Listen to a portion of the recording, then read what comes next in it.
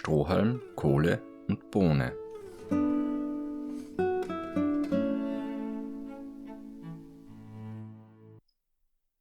In einem Dorf wohnte eine arme alte Frau. Die hatte eine Schüssel Bohnen zusammengebracht und wollte sie kochen. Sie machte also auf ihrem Herd ein Feuer zurecht, und damit es schneller brennen konnte, zündete sie es mit einer Hand voll Stroh an. Als sie die Bohnen in den Topf schüttete, entfiel ihr unbemerkt eine, die auf dem Boden neben einem Strohhalm zu liegen kam. Bald danach sprang auch eine glühende Kohle vom Herd zu den beiden herab. Da fing der Strohhalm an und sprach: »Liebe Freunde, von wo kommt ihr denn her?« Die Kohle antwortete: »Ich bin zum Glück dem Feuer entsprungen, und hätte ich das nicht mit Gewalt durchgesetzt, so wäre mir der Tod gewiss gewesen.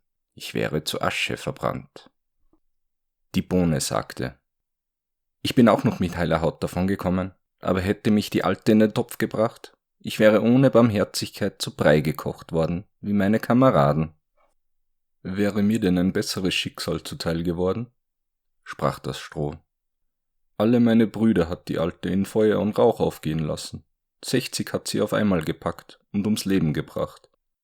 Glücklicherweise bin ich ihr zwischen den Fingern durchgeschlüpft.« »Was aber sollen wir nun anfangen?« fragte die Kohle. »Ich meine«, antwortete die Bohne, »weil wir so glücklich dem Tode entronnen sind, so wollen wir uns als gute Gesellen zusammentun und damit uns hier nicht wieder ein neues Unglück ereilt, gemeinschaftlich auswandern und in ein fremdes Land ziehen.« Der Vorschlag gefiel den beiden anderen, und sie machten sich miteinander auf den Weg. Bald aber kamen sie an einen kleinen Bach, und da keine Brücke oder Steg zu sehen war, so wussten sie nicht, wie sie hinüberkommen sollten.